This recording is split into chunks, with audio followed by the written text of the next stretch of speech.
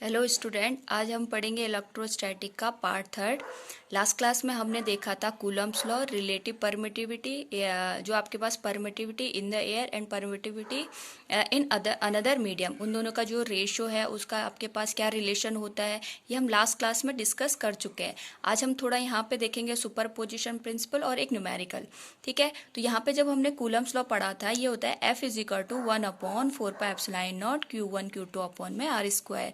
तो यहाँ पे जो ये 1/4πε0 है, मैंने क्या बताया था, ये आपके पास एप्सिलॉन नॉट किसके लिए यूज होता है, एयर के परमिटिविटी के लिए यूज होता है। अपने आप में 1/4πε0 क्या हो जाता है, कांस्टेंट हो जाता है। और इस कांस्टेंट की वैल्यू वैसे आपको याद रखने की जरूरत नहीं है, बट फिर भी मैं आपको बता रही हूँ कि आपके पास इसकी वैल्यू होती है 9 × 10⁻⁹ coulomb square newton inverse metre की पावर -2। ये आपको क्वेश्चन न्यूमेरिकल सॉल्व करते हुए गिवन होता है। ठीक है, अब नेक्स्ट इसमें जो टॉपिक आता है वो आता है आपके पास सुपरपोजिशन ऑफ चार्जेस। यानी आपके पास अगर यहाँ पे दो से ज़्यादा चार्जेस गिवन होते हैं तो उनका जो नेट फोर्स है हम किस तरीके से कैलकुलेट करते हैं, उसके लिए हम किसका यूज करते हैं, सुपरपोजिशन प्रिंसिपल का। अब ये सुपरपोजिशन प्रिंसिपल क्या होता है, सुपरपोजिशन प्रिंसिपल किसी भी वेक्टर मतलब आपके पास अगर कोई एक से ज़्यादा वेक्टर क्वांटिटी गिवन होती है तो उनका रिजल्टेंट फाइंड आउट करने के लिए होता है। जैसे आपके पास यहाँ पे 3 चार्ज गिवन है, अगर हमसे ये कहा जाए कि Q1 पे फोर्स की वैल्यू कैलकुलेट कीजिए तो हम किसका यूज करेंगे, कूलम्स लॉ का। अब यहाँ पे देखिए जो Q2 है वो भी Q1 पे फोर्स लगा रहा है और Q3 भी किस पे फोर्स लगा रहा है, Q1 पे फोर्स लगा रहा है। अब Q1 पे टोटल कितने फोर्सेस काम करें, यहाँ पे दो, एक F1 हो गया और एक F2 हो गया।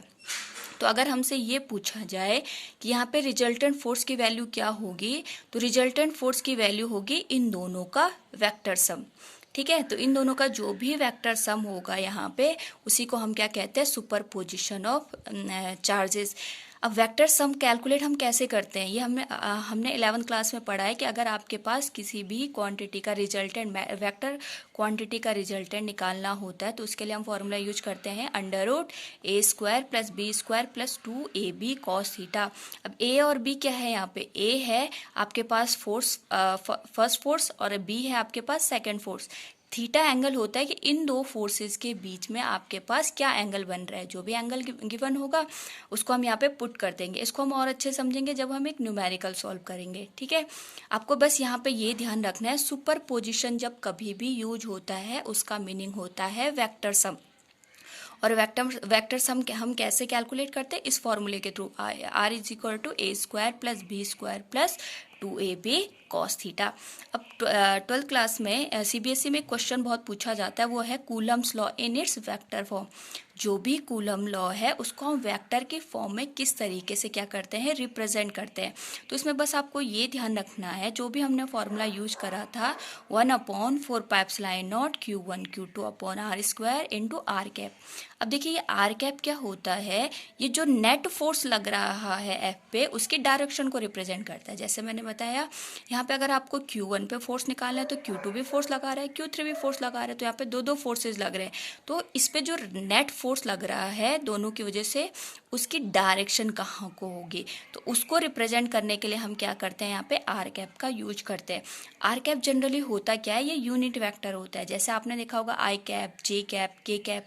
ठीक है, जैसे अगर आपको एक्स एक्सिस में नेट फोर्स लग रहा है तो आप क्या लिखोगे, आई कैप। वाई एक्सिस में फोर्स लग रहा है आप लिखोगे जे कैप। जेड एक्सिस में फोर्स लग रहा है आप लिखोगे के कैप। तो यहाँ पे जो भी यूनिट वेक्टर होते हैं उसको हम क्या करते हैं, यहाँ पे आर कैप से रिप्रेजेंट कर देते हैं, जो भी डायरेक्शन आपको गिवन होगी।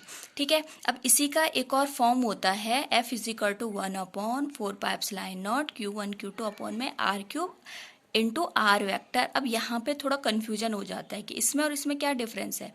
कहने के लिए तो दोनों एक ही है, लेकिन आपको इसका मीनिंग समझना होगा। आप 11th क्लास का टॉपिक याद कीजिए, जब हमने यूनिट वेक्टर पढ़ा था। यूनिट वेक्टर आपके पास क्या होता है, R cap equals R vector upon में मैग्नीट्यूड ऑफ दैट वेक्टर।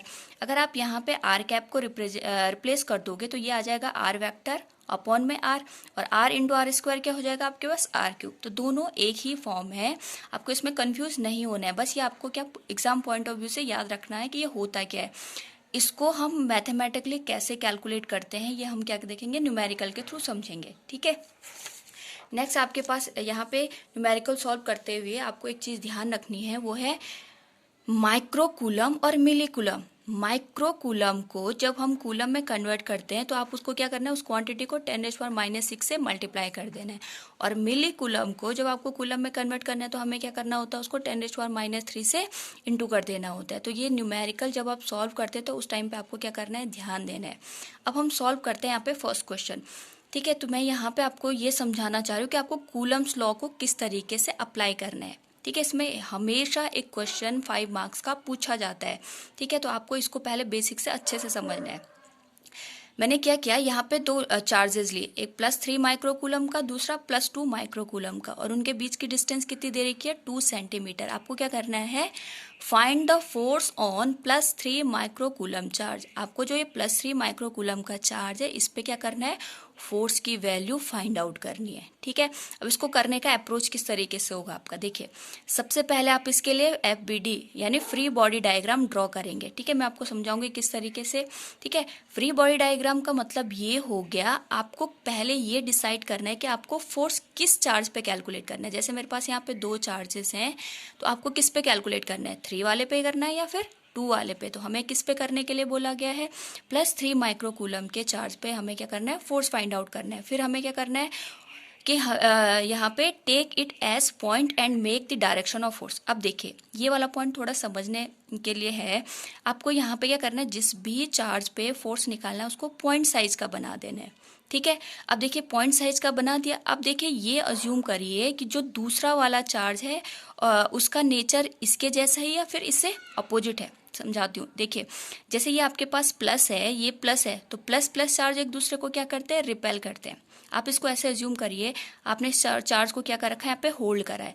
अब देखिए ये प्लस वाला इस प्लस वाले की साइड जाएगा या फिर इससे दूर भागेगा। ऑब्वियस सी बात है, ये दोनों सेम नेचर के हैं, तो ये क्या करेगा, इससे दूर भागने का ट्राई करेगा। तो आपको क्या करना है, इससे दूर भागाते हुए यहाँ पे एरो को क्या करना है, ड्रॉ करना है। और ये ध्यान देना, जो भी एरो आएगा वो इन दोनों को मिलाने वाली जो ये लाइन है उसके अलोंग आपको बनानी है। बात समझ में आ गई कि आपको क्या करना है, पहले एक पॉइंट बनाना है, फिर देखना है कि जो चार्ज जिस पे हमें फोर्स निकालना है वो आपके पास दूसरे चार्ज की साइड जाएगा या उससे दूर भागेगा। उस डायरेक्शन में आपका क्या हो जाएगा, फोर्स की डायरेक्शन आ जाएगी। जैसे वहाँ पे हमने आर कैप लिया था, तो इस केस में क्या हो जाएगा, -I कैप, यहाँ पे इसकी क्या हो जाएगी, डायरेक्शन हो जाएगी। अब यहाँ पे हमें क्या करना है, कूलम्स लॉ अप्लाई करना है। कूलम्स लॉ क्या कहता है, 1/4πε0 Q1 Q2 अपॉन में R²। इसकी वैल्यू मैं आपको बता चुकी हूँ, 9 × 10⁻⁹। Q1 की वैल्यू है 3 माइक्रोकूलम यानी 3 × 10⁻⁻6, और Q2 की वैल्यू हो जाएगी 2 × 10⁻⁻6। मैंने दोनों को मिला के 10⁻12 लिख दिया, और सेंटीमीटर को हमने किस में कन्वर्ट कर दिया, मीटर में। आप इसकी वैल्यू कैलकुलेट कर लेना। ठीक है, सेम यहाँ पे हम दूसरा क्वेश्चन भी समझते हैं। मैंने क्या कर दिया, चार्ज का नेचर यहाँ पे चेंज कर दिया। एक चार्ज आपके पास है -6 माइक्रोकूलम, दूसरा है आपके पास +1 माइक्रोकूलम। डिस्टेंस मैंने सेम दी है, और आपको फाइंड आउट करना है फोर्स किस पे, -6 माइक्रोकूलम पे। ठीक है, सेम वैसे ही जैसे हमने पहले क्वेश्चन के लिए अप्रोच किया था। पहले हम क्या ड्रॉ करेंगे, FBD ड्रॉ करेंगे। फिर हमें ये देखना है कि हमें फोर्स किस चार्ज पे कैलकुलेट करना है। हमें किस चार्ज पे फोर्स कैलकुलेट करने के लिए बोला गया है, -6 पे। तो आप -6 को क्या करेंगे, पॉइंट आउट कर देंगे, उसको पॉइंट साइज का बना देंगे। अब देखिए ये माइनस वाला चार्ज प्लस वाले की साइड भागेगा या इससे दूर भागेगा। ऑब्वियस सी बात है, माइनस वाला प्लस वाले की साइड अट्रैक्ट होता है। आप क्या करोगे, यहाँ से पॉइंट से लेते हुए एक एरो इसकी साइड बना दोगे। बात समझ में आ गई, इसकी डायरेक्शन होगी। जैसे वहाँ पे हमने आर कैप लिया था, तो आर कैप के बदले यहाँ पे सिंपली क्या हो जाएगा, आपके पास I कैप हो जाएगा, क्योंकि प्लस एक्स एक्सिस में चल रहा है। ठीक है, अब कैलकुलेट करना बहुत आसान है। F = 1/4πε0 Q1 Q2 अपॉन में R²। इसकी वैल्यू है 9 × 10⁻⁹। Q1 की वैल्यू है 6। अब 6 × 10⁻⁻6 और 1 माइक्रोकूलम यानी 1 × 10⁻⁻6, 1 10⁻12 हो गया। डिस्टेंस को मीटर को सेंटीमीटर को मीटर में कन्वर्ट कर दिया। एक बात जो आपको यहाँ पे ध्यान देनी है वो है, जब आप कूलम्स लॉ अप्लाई करते हैं उस टाइम पे आपको चार्ज का साइन नहीं लेना है। जैसे मैंने यहाँ पे 6 लिया, तो इसका साइन यहाँ पे नेगेटिव है, उससे लेकिन मैंने यहाँ पे नेगेटिव साइन यूज नहीं किया है। वेक्टर क्वांटिटी को सॉल्व करते हुए हम साइन को क्या करते हैं, अवॉइड करते हैं। ये मोस्ट इंपॉर्टेंट पॉइंट है।